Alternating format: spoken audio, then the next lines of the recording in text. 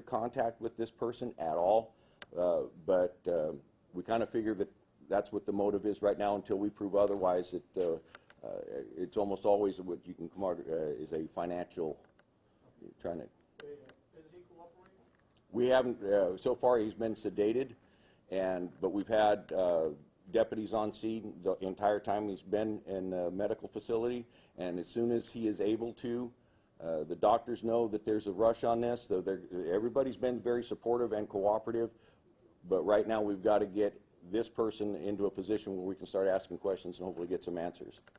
Did we get what kind of car did he drive with? The only vehicle that we had that was sustained was the black Dodge belonging to our family. And any others, we've got some possible leads. We think we have a gray pickup involved, but until we get evidence to really tie it in, that's where we are. Again, we're sharing everything we have with you, and normally, I'll tell you right now, we wouldn't be sharing all of this. We want the family back. So at this point in time, that's all my focus is to get the family back. So we want anybody with any information to reach out, come to us, and I know we have our tip line number here somewhere, and we'll get that to you so that the folks can call in for tips. Give me that. 309-385-7547. Did you guys get that? Okay. That's our tip line. Our dispatch center has been inundated. Please call the tip line. For any folks that are watching this, please call that tip line, and that number or the information will be directed immediately to somebody that can follow up on any tips that come in. And we're following every tip that comes in, to include our psychics that are calling in, literally. So we're not leaving any stone unturned, any blade of grass. Everything we have is out there. Our air unit's been out constantly on this. The city of Atwater, as one of their officers, is one of our pilots, and been very diligent in getting that support in. The city of Atwater, tremendous help in making sure that we keep that aircraft in the air to do whatever we can. California Highway Patrol, as you can see, they're here. We've got the FBI and DOJ involved in this. We've got dozens of law enforcement personnel working day and night for this. We keep going until it's concluded, and that's just how it goes. I mean, literally, there's not, well, 5 o'clock we go home. It's not that way with us.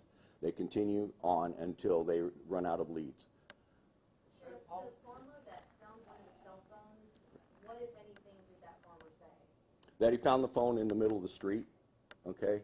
And that was all that was to it. Unfortunately, the family called that number, and he answered. That's how we got the information. We sent a detective and got possession.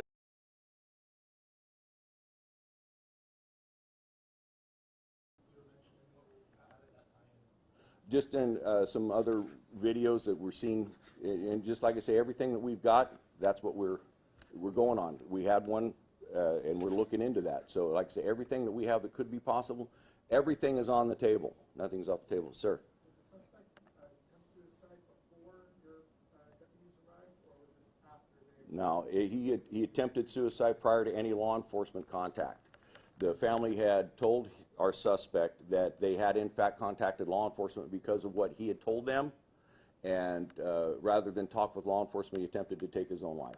Are you able to say what he was attempting to do? No, we know how.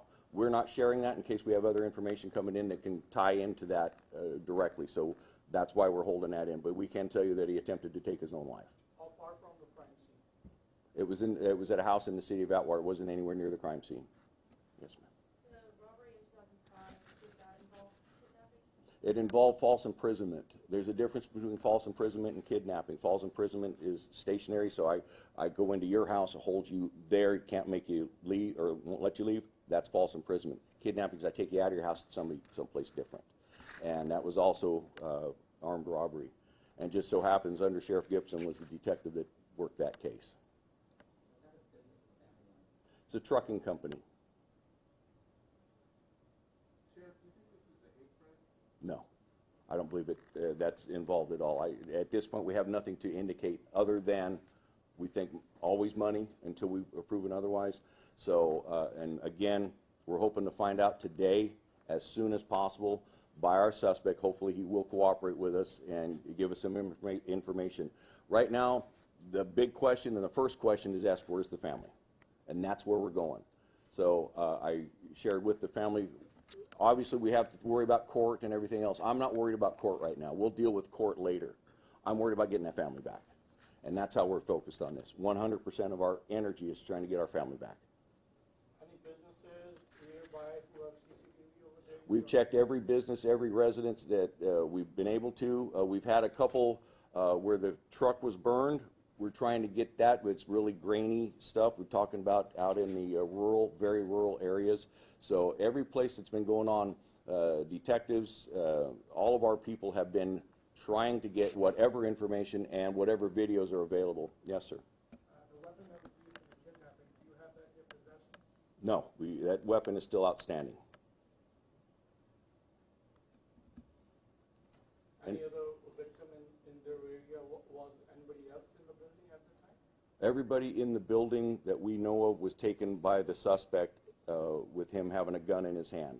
So the threat of the gun in his hand, we're hoping that because the family cooperated with the suspect, that it will get good results here. That's what we're hoping for at all the times. That's why we're working so hard to make sure that this comes to that conclusion. Sheriff, you said that since the part of the vote here, was there anything big or valuable missing from the business? We haven't determined on anything. Family's been very good about giving us all the records. I will tell you, with the FBI's help, dealing with the local financial institutions has proven challenging, and they're a little bit, I'll say, slow in getting any information to us. They're doing what they can when they can, but what we're finding out is the right hand doesn't know what the left hand's doing. So you got one aspect of the financial institutions got in charge of all the videos. The other hand is doing all the financials. Well, they don't talk to each other. And we've got to have both of those communicated. So we're working on getting that part done. So again, we can only move so fast as other people, but we're on the ground getting after it. Until we get it, otherwise, to me, almost all crimes are committed based upon, you know, the financial aspect, until we find something different. So we're going at it, eyes open. You know, everything's on the table, but that's the only thing we can figure out because of this guy's history. Is that was his motivation back then, so I'm figuring it's probably the same now. And he also was caught at an ATM bank. I mean, what kind of card did he use? Was it just one of the Okay, let's clarify something. With the bank, we know we had a transaction with our family.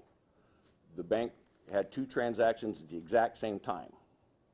They gave us a photograph from a different bank. Okay, it wasn't intentional, wasn't it? But it was there. So we got that person identified and cleared off the radar. He's no longer a person of interest. So we're hoping to get the other information. Was that transaction big enough that could be related to that money thing? It wasn't a lot, but it was still a transaction using our family's financial information. So that's, again, with the money. Again, the information we don't want to let out about how much is because we want people, if they got information, we want to know that they're telling the truth and are accurate with it. But because of that, the transaction itself leads me to believe that there was a money issue. Sheriff, is the essence debated? It's everybody, not just that family, but we got family here. Time is of the essence because we want to get this taken care of now. We don't know where, we don't know what. We want that to happen. So right now, prayers need to be going that somehow this suspect is convinced to talk to us, because that person right now is our sole lead on where the people are. We're working everything else. Yes, dear? Yesterday, you guys said he was in critical condition. Today, you're saying that you guys are hopeful that he is going to wake up. Is he doing better? Well, the wake-up part was a medically induced sedation, okay? Because of the treatment, they didn't want him thrashing around. I can tell you that every time he's even come near consciousness, he's been violent, okay? So we don't know, but the medical issue is because the doctors are treating him, and to get that treatment done, he has to be sedated. So, anything else? Go. Yes, sir. Talk to his prior accomplices of the suspect? They didn't have any accomplices in that first one. He acted by himself. Even And then 2005, okay, as that investigation clearly showed it, he was by himself and he knew the victims. So we don't know what the suspect is at this point. Again, waiting on some possible cooperation from him to us. any eyewitnesses came forward? Nothing. Nothing. You know where the suspect came from? He was walking down the street? We just have him picked up on that surveillance walking southbound on Highway 59 near the business. That's the only one that we got that shows him walking. We don't have any video to show that he was dropped off. We show nothing except he was walking. You said you believe that they knew each other. No, I said in the first one they did. We don't know what this guy does or doesn't know. We haven't been able to talk to him. So far, my speculation is financial. Until we prove otherwise, until that, and again, we don't believe there's a hate crime involved.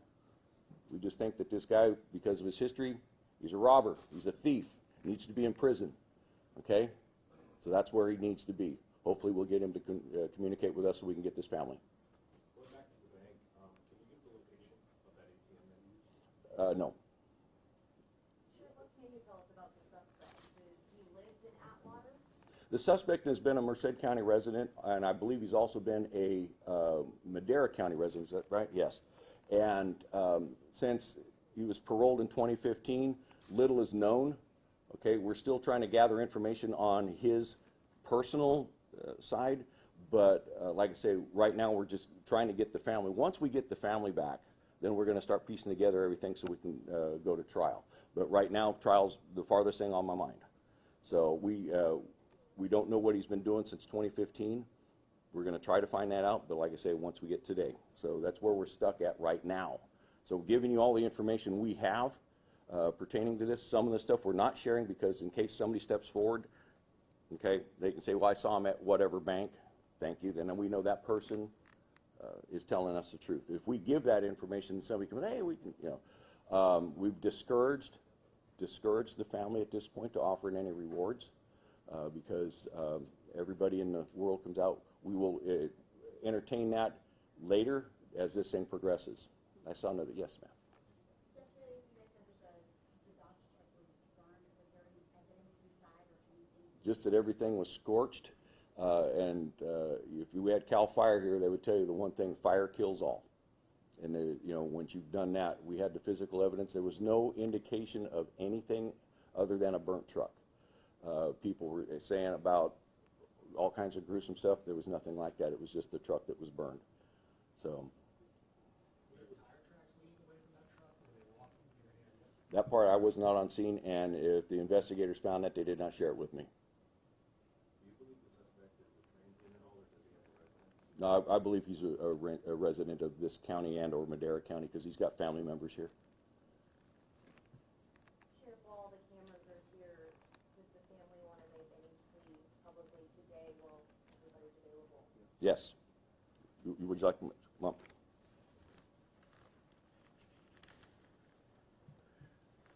Give him your name and your relationship with family. My name is Sukhdeep. I'm a brother of Merced family. I'm talking for my whole family. I just want to tell all the people who are watching me right now through all this media, every store, gas station, everybody who ever have the cameras, please check the camera. If you guys have any helpful tip or video, please provide it to the Sheriff Department or Law Enforcement Department. They're trying their best what they can do, but we need a public help right now. So I want to say strongly again to everybody who ever watching me, please help us out, come forward, so my family come home safe. Thank you. This is a peace-loving family and running a small business in the Merced area. They have been living in this area for a long time. We are devastated, we are shocked, we are dying every moment, not finding any clues. So if anyone has seen anything, even a small interaction, somebody at the gas station, somebody buying something, where the suspect was taking them, any shifting of cars when he was doing that, or if he was doing that, so please do come forward. Any small lead could get us to our family.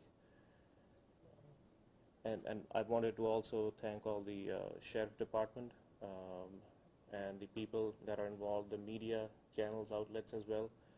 And I would also say that please share it.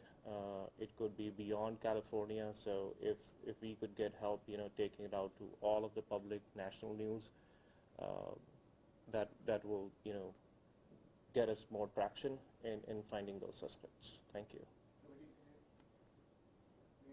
Your name? Balwinder. Balwinder. B-A-L-W-I-N-D-E-R. Has it been for you? I mean, I'm sure it's really hard. How do you deal with something like this? It's something that nobody is prepared for dealing with, right? So we are just hoping and praying every moment. We put a lot of faith in our police department that they will be able to find our family. But all of us are trying to look for ways that we can deal with this, or we can help out in any ways. If we could, start, handing out pamphlets or things like that at gas stations, at convenience stores. Like somebody might have seen something. We want to reach out to the public and request them to come forward.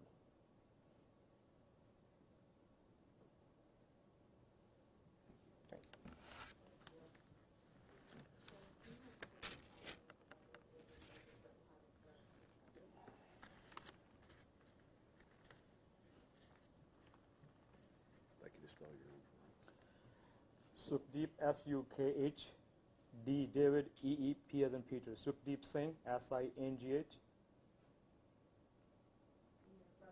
I'm a brother, yes. First cousin. Thank you. All right, folks, if there's no more questions on this, we're going to conclude this conference.